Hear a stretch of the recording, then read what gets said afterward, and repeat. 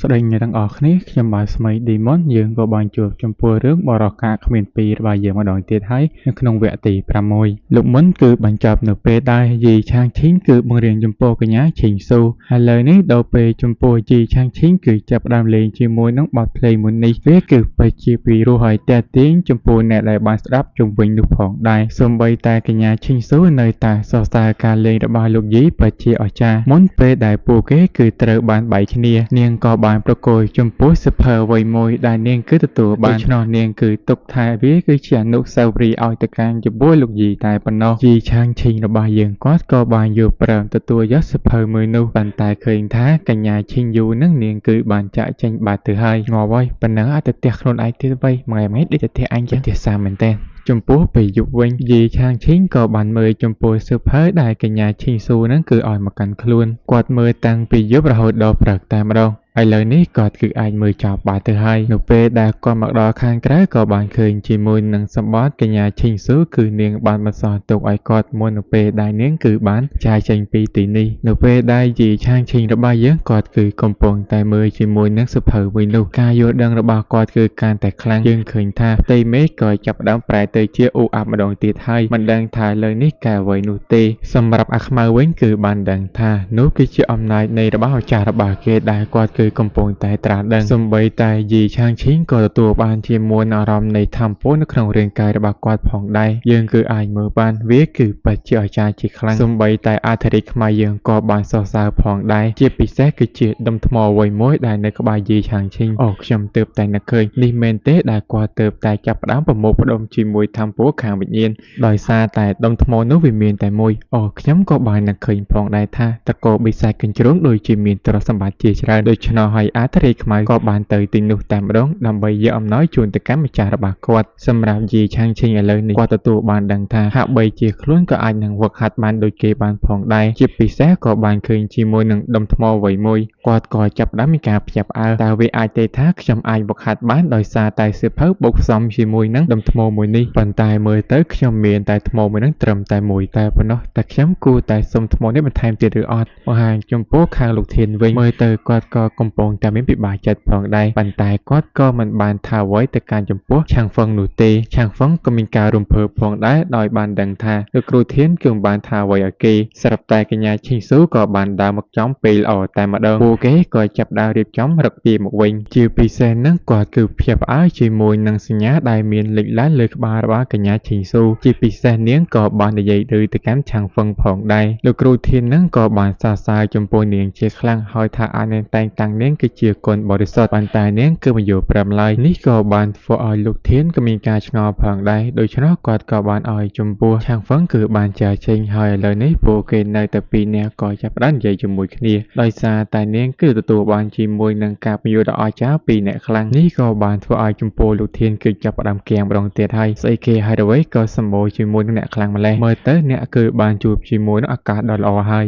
ត្រង់ហ្នឹងរឿងនិយាយច្រើនប៉ុន្តែខ្ញុំសូមបន្លឺតិចព្រោះអត់សូវសំខាន់យកបង្ហាញចំពោះលោកឆាងស៊ុនវិញដែលគាត់គឺកំពុងតែប្រាយជាមួយនឹងពិធីសាររបស់គាត់គឺដើម្បីបង្ក្រាបជាមួយនឹងវិញ្ញាណអាក្រក់ដែលនៅក្នុងកណ្ដឹងមួយនេះព្រោះថាបើសិនជាគាត់ពិតជាអាចដោះស្រាយបានគាត់ប្រកាសជាទទួលបានជាមួយនឹងវត្ថុទិព្វដ៏អស្ចារ្យហើយវាក៏អាចការពារចំពោះនិកាយរបស់គាត់បានផងដែរប៉ុន្តែគឺបានឃើញថាការបង្ក្រាបជាមួយនឹងវិញ្ញាណអាក្រក់មួយនោះគឺមិនទទួលបានជោគជ័យនោះទេវាក៏បានធ្វើឲ្យចំពោះលោកធានក៏បានមកមើលចំពោះព្រឹត្តិការណ៍មួយនេះផងដែរដោយយើងបានឃើញអំពីចំហាយធម្មពលដ៏ខ្លាំងក្លាចេញមកពីទីនោះសម្បីតែលោកធានក៏មានការភ្ញាក់ផ្អើលដោយបាននឹកស្មានថាវិញ្ញាណដែលនៅក្នុងអាវុធមនុស្សគឺពិតជាខ្លាំងពេកហើយគាត់ក៏បានប្រាប់ឲ្យពួកគេបញ្ចេញរបាំងការពារដើម្បីជួយគ្នាព្រោះអីថាធម្មពលដែលបានចេញមកនោះវាពិតជាខ្លាំងលោកឆាងស៊ុនបន្ទាប់ពីបានចាចេញពីទីនោះគាត់ក៏បានមកថាឲ្យចំពោះលោកធានតែម្ដងព្រោះថាម្ដីកូនអ្នកហ៊ានប្រកួយជាមួយនឹងវត្ថុដែលវាគឺជាវិញ្ញាណបិសាចអារក្សដែលជាវិញ្ញាណបុរាណដ៏ខ្លាំងក្លានេះក៏បានធ្វើឲ្យលោកធានក៏បាននឹកស្មានដល់ផងដែរវាក៏ជាកំហុសរបស់ខ្លួន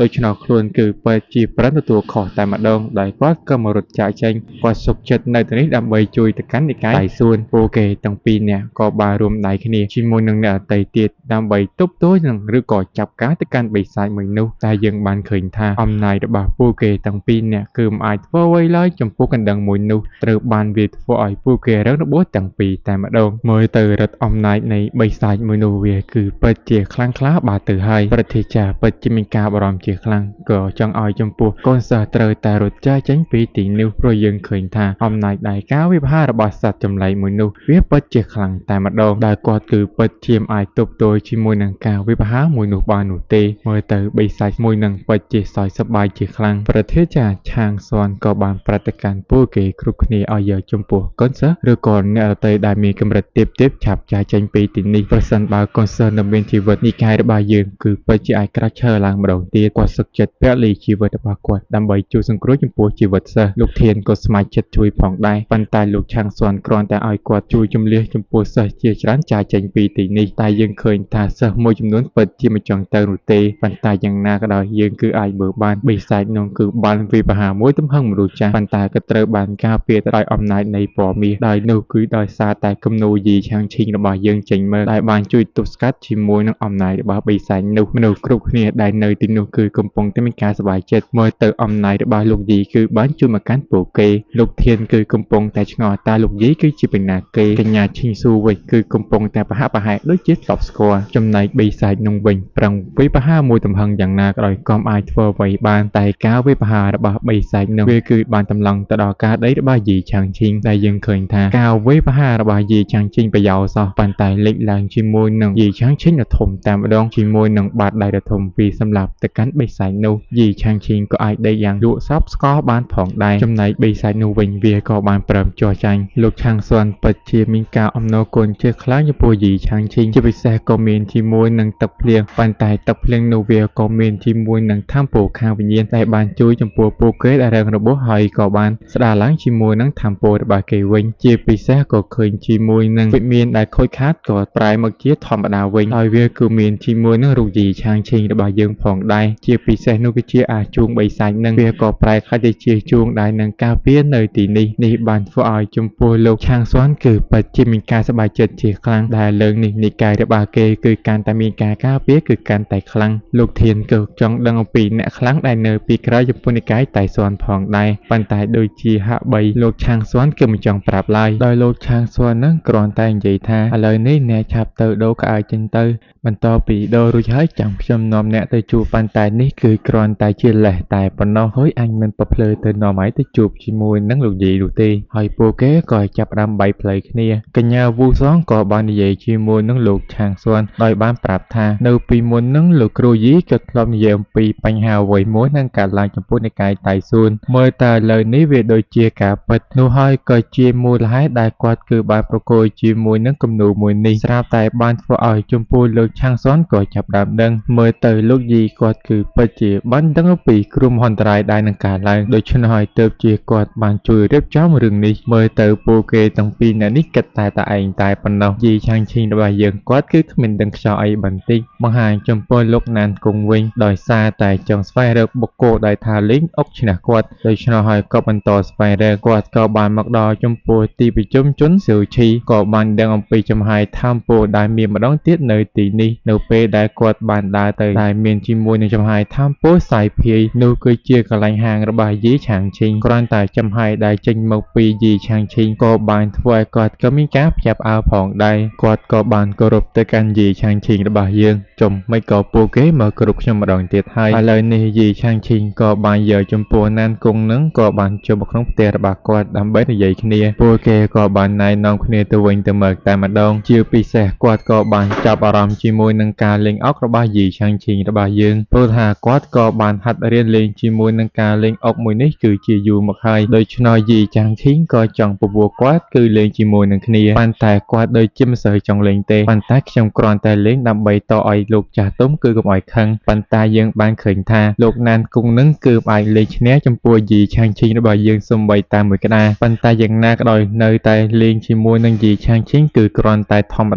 តាយីឆាងឈីងរបស់យើងគឺពិតជាដឹងដូច្នោះហើយក៏បាននិយាយណែនាំគាត់គឺបញ្ចេញឲ្យអស់ពីសមត្ថភាពមើលព្រោះថាការលេងអុកមួយនេះគឺខ្ញុំបានគណនាគ្រប់កន្លែងអស់បាត់ទៅហើយដោយសារតែឮសម្ដីរបស់លោកយីនិយាយដូច្នេះខ្ញុំក៏លេបបធូរដែរហើយពួកគេទាំងពីរនាក់ ក៏បន្តលេងតែយើងដឹងបាត់ទៅហើយថាលោកណានគង់នឹងគឺបញ្ចេញអស់ពីសមត្ថភាពហើយប៉ុន្តែគាត់នៅតែអាចយកឈ្នះចំពោះយីឆាងឈីងរបស់យើងដដែលការលេងអុករបស់ពួកគេទាំងពីរនាក់ហ្នឹងគឺសិតតែអស្ចារ្យតែម្ដងនិយាយទៅម្នាក់បញ្ចេញអស់ពីសមត្ថភាពដល់កន្លែងត្រណដឹងថាពណ៌នេះយ៉ាងម៉េចទេវាអស្ចារ្យខ្លាំងពេកអញ្ចឹងប៉ុន្តែដឹងត្រឹមថាលោកណានគង់នឹងគឺពិតជាមិនអាចយកឈ្នះបានឡើយតែយើងបានឃើញថាលោកណានគង់នឹងគឺគាត់ឈិតទម្លុះកម្រិតបាត់ទៅហើយដូច្នេះគាត់ត្រូវតែចាប់យកឱកាសមួយនេះគឺឲ្យឈ្នះចំពោះលោកយីប៉ុន្តែក៏ត្រូវបានណែនាំទៅដោយដើមឈើរបស់យើងដែលមានអាយុកាលរាប់ម៉ឺនឆ្នាំនឹងហើយដូចជាឈ្មោះថាស៊ូហើយក៏បានណែនាំទៅកាន់ចំពោះណានគង់តែម្ដងដែលឲ្យវាមើលចំពោះការលេងអុកមួយនេះហើយត្រូវតែនឹកចាំពាក្យសម្ដីរបស់យីឆាងឈីងរបស់យើងដែលពាក្យយីឆាងឈីងរបស់យើងនឹងគឺបានប្រាប់ថាគឺកុំបង្ខំវាខ្លាំងពេកគ្រាន់តែលេងកាត់ដំណើរវាសិនទៅក៏ចាប់ផ្ដើមធ្វើឲ្យចំពោះលោកណានគង់ក៏ចាប់ផ្ដើមយល់ពីអត្ថន័យមួយនេះនិងពាក្យសម្ដីរបស់ដើមឈើអមតៈរបស់យើងនឹងហើយឥឡូវនេះគាត់ក៏បានសុំចោះចាញ់ចំពោះយីឆាងឈីងចុះមិនក៏សុំចោះចាញ់លឿនម៉េះលេងកំពុងតែសប្បាយផងដោយសារតែគាត់គឺបានដឹងថាសមត្ថភាពរបស់លោកបងយីគឺពិតជាខ្លាំងពេកហើយដោយសារតែដឹងដូច្នោះដើមឈើអមតៈក៏បានឲ្យចំពោះស្លឹកឈើអ្វីមួយទៅកាន់ចំពោះលោកណានគង់ដោយវាក៏អាចជួយចំពោះលោកណានគង់ផងដែរគាត់ក៏មានអំណរគុណជាខ្លាំងចំពោះដើមឈើអមតៈហើយគាត់ក៏បានលាចំពោះយីឆាងឈីងរបស់យើងផងដែរមើលទៅលើកនេះគាត់ពិតជាទទួលបានជាមួយអាកាសដ៏ល្អមែនទែន